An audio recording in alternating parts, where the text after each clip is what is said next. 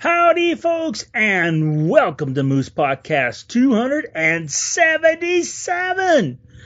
Hey, guys, I am really appreciative of all the love notes you sent after my conversation with my good friend Russell Brown.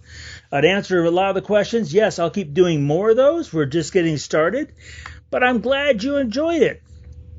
So thanks for dropping by, spending a little time here. I'm very grateful, and for spreading the word. Also want to thank my good friends at Bedford Camera, bedfords.com. A number of you asked what's going on with the Moose discount. Well, just to bring you up to date, missed it from prior podcasts. So the web instant seeing that 5%, you won't see that till after the sale, and you'll get it back on your credit card. Bottom line, a bunch of legal, blacko stuff going on. You still get the 5%. That's the important part. You still get the incredible service, the great inventory, and the knowledge base that is Bedford Camera. So thank you, Bedford's Camera, for sponsoring the Moose Podcast. Apologize for the slight weird audio this week. I'm on the road. I'm in Yellowstone for a few weeks, and I have got a audio cable malfunction. It's just not, no matter what I do, the computer doesn't want to see the mic. So having to use the mic that's built into the MacBook Pro. So apologies for a little bit weird sounding. So I'm going to get right into this week's episode. The Chase. Like I mentioned, I'm here in Yellowstone. It's spectacular. It's got all my perfect ingredients going. It's got about 89% of normal snow cover. It's got about 111% of normal water content for this time of year. And more importantly, the temperatures. I like it best when it's minus 10 or less, and it hasn't even got as warm as minus 10.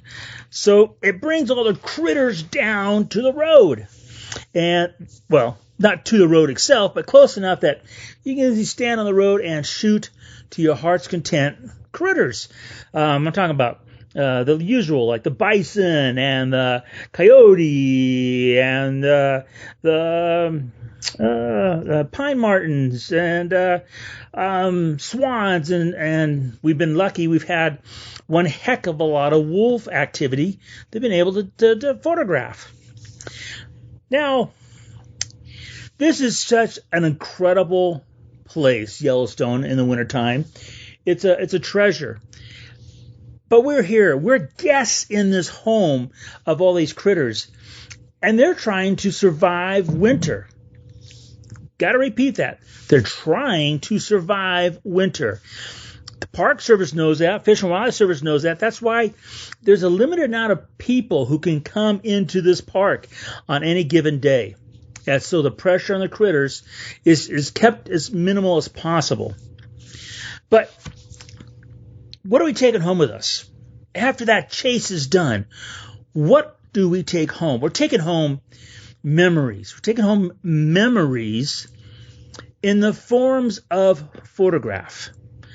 Those are the memories. I don't know about the rest of you, but when it comes to, seeing what I saw in the past, I go to my library of images and it brings back all the memories. And I'm probably like a lot of folks. I start missing or forgetting little details that until I see those photographs, I forget the romance, the frustration, the challenge, the chase to get that photograph to bring it back.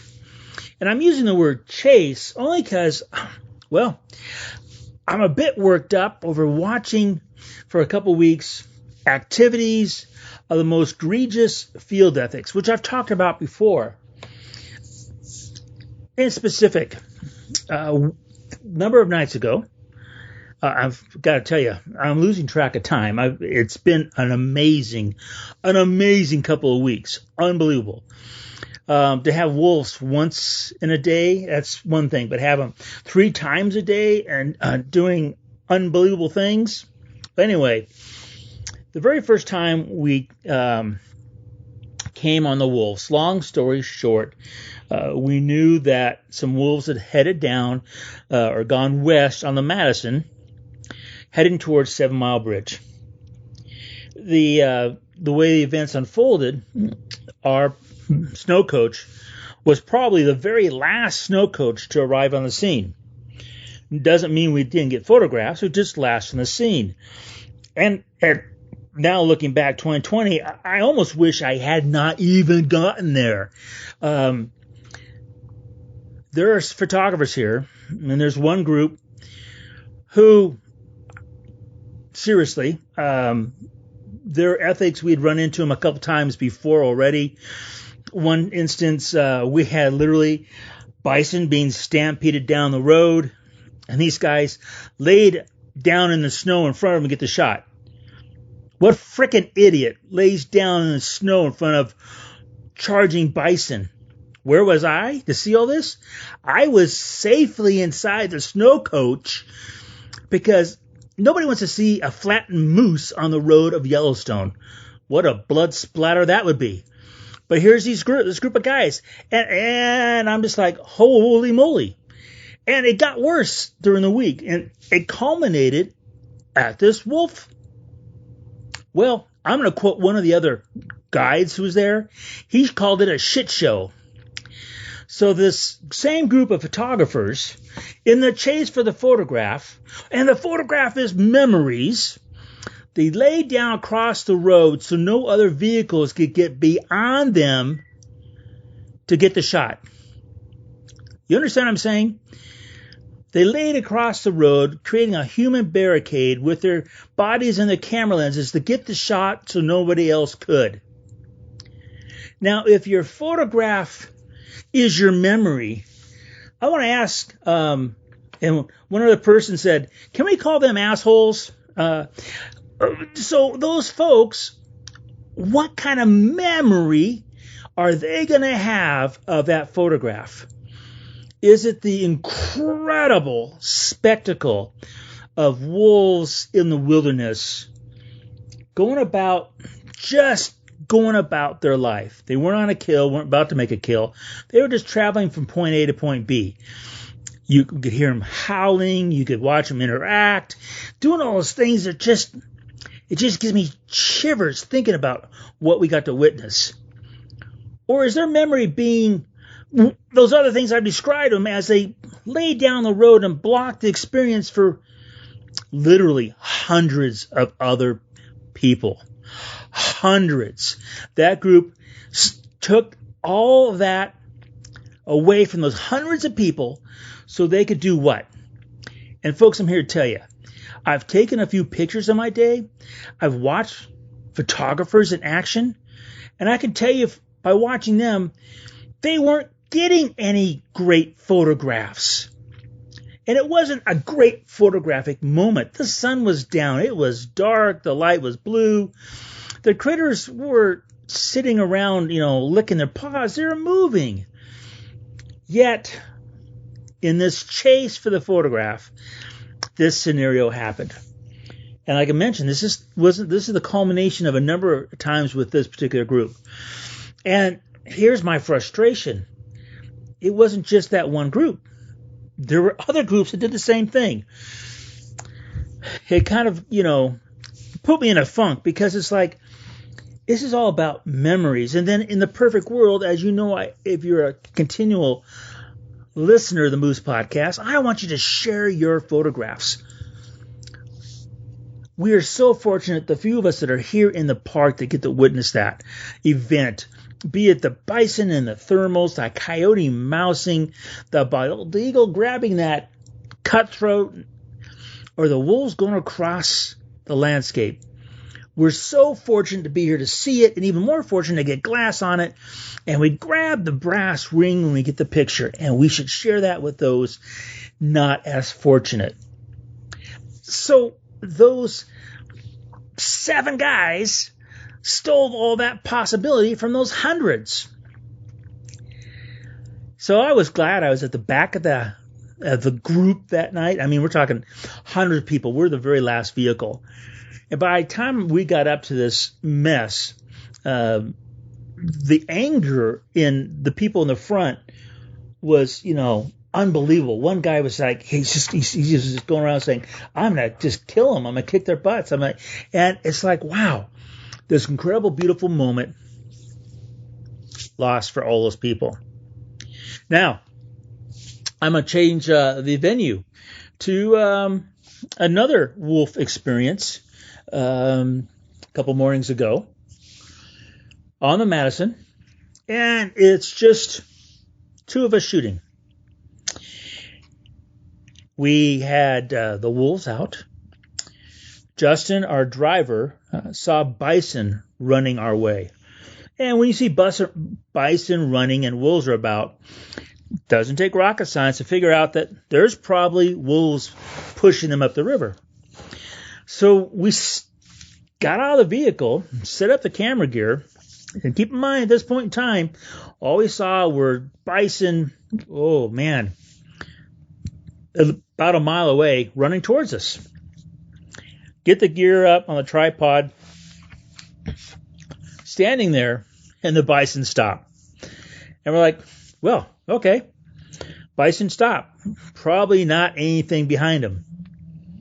Then all of a sudden, way out there, over the bank of the river, the forest wolves came up. And they kept coming closer, coming closer. It's just the two of us shooting. All the Madison River. Here come the wolves. It was just such an opposite of a few nights previously, but just so fantastic. And here they come. There's 9 of them, just trotting up. So another coach parks, 50 yards east of us. The people start to come crashing out, and I can hear the driver saying, hey guys, let those photographers with the big lenses who are really after, that shot, give them some room. Don't get in front of them. Don't get in their way. Let's be real courteous. And I almost wanted to stop right then there and say, okay, everybody, hold the clock. Wolves, stay in place. I was about to give this guy a big hug, a kiss, a round of applause, and thank him for his common courtesy. And I don't know how it enveloped, but then past them, so there's us, and then you're going east, there's this van, then other vans started piling in, and yeah, you guessed it, those guys showed up. And that driver in that vehicle, he told those guys, don't even think about going down where they were. And these guys are doing their panic thing, and they're just like, so the wolves are they've gone by us, and all of a sudden they're like, they put their brakes on, and they go down the bank, and we can't see them. So I figured, okay, once again, because I didn't really tell you the outcome the other night. It was a disaster. I don't want to be, it's really, I start crying when I think about it.